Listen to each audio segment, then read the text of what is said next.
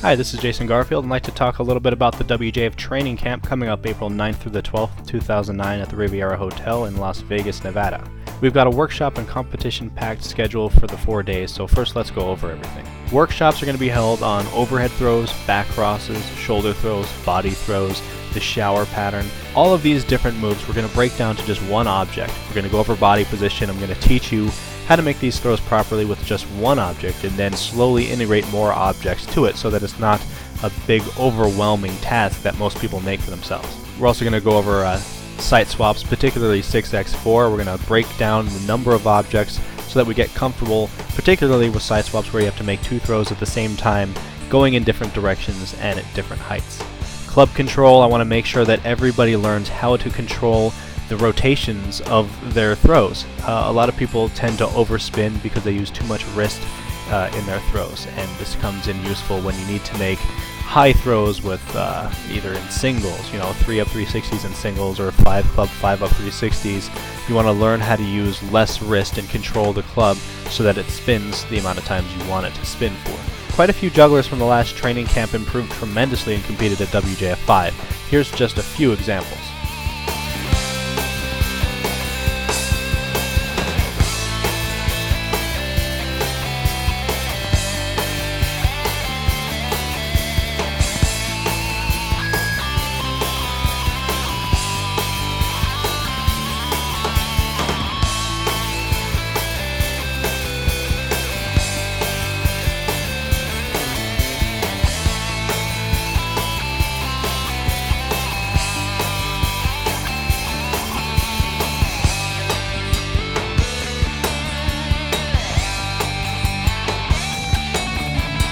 So we're going to have 4 days of practice competitions as well. Now this is a great opportunity for anyone interested in either competing or performing to gain experience putting together a routine and performing it in front of the most critical audience they may ever face. Well, also we're almost done with the first version of the routine forms for 2009, which I think are really cool.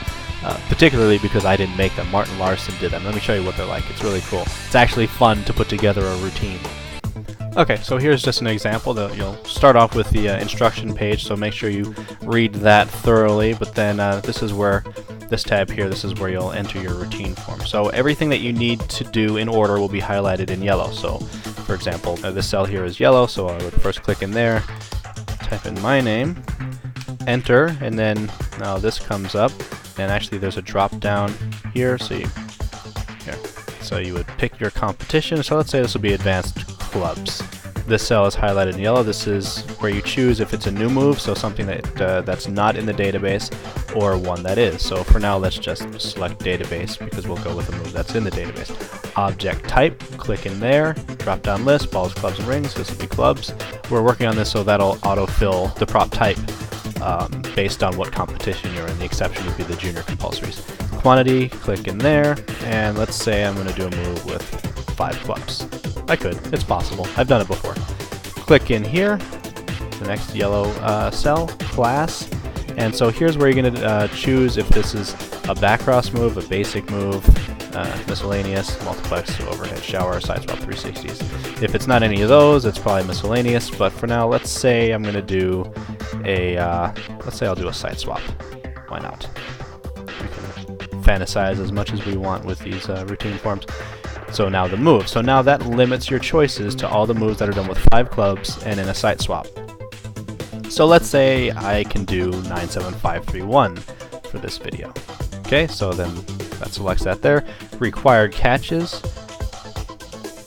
So you can either do 5 or 10 for bonus points. That's what that means. So I'm just going to do 5 because I like to keep it slightly realistic. This plus here, this is for connections if it's connected to the next move. So let's say I am going to connect it. So we'd say yes there, and qualify is required, so you would have to make 10 catches because it's with 5 clubs after the side swap. And so you can see right here it fills in the points. So the move value is 4.3 points. Now we'll go to the second move. So another database move, and this should already say clubs, which by the time you get it, it probably will. And of course, if it's a connection, it's going to be with 5 clubs also. Now let's connect this to back crosses. And so this will be in doubles or triples, so I'm going to connect this to doubles.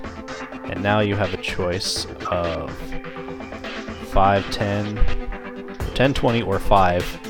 That's not listed in the order of the most or least amount of points. That's just random. It would be 5, 10, or 20. So let's say I'll do 10 throws.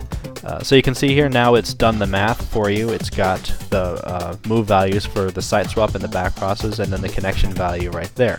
This is where you would enter new moves. So you would, this is where you would start the object type. So it's a new move with clubs. It'd be clubs. The quantity, you can just enter that in for now, 5. And the class, that's the drop down list. So let's say I'm doing a different kind of side swap, right? And then, so this is where I would type it in. So let's say I want to do a 97531 and back crosses. Required catches, you can take a guess at that, I suppose, based on the other 97531 and say 5. Now this will all be evaluated by the judges, and any corrections that need to be made will be made and then given back to you, and then once it's approved, this will be part of the database.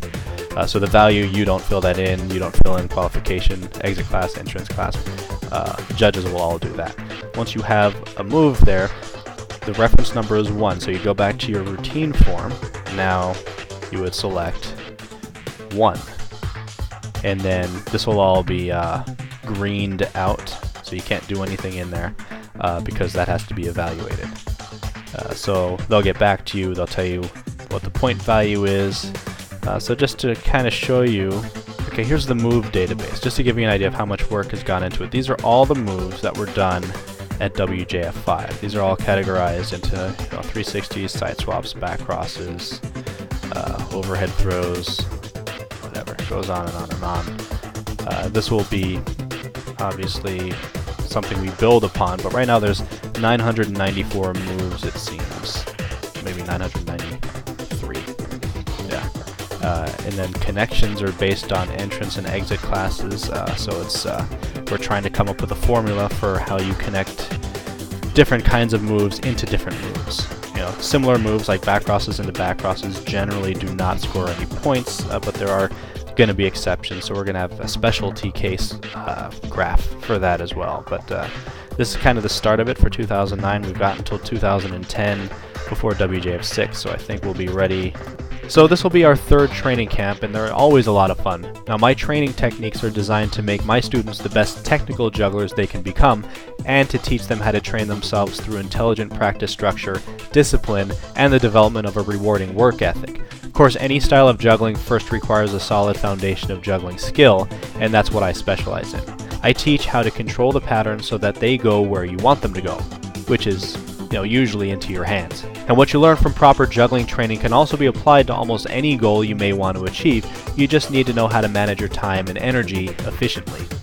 So again, the training camp starts on April 9th and goes through the 12th, Riviera Hotel, Las Vegas, Nevada. It's probably going to be the only WJF event in 2009, so come meet some other jugglers with like minds and learn more in 4 days than some learn in a lifetime. Hope to see you all soon.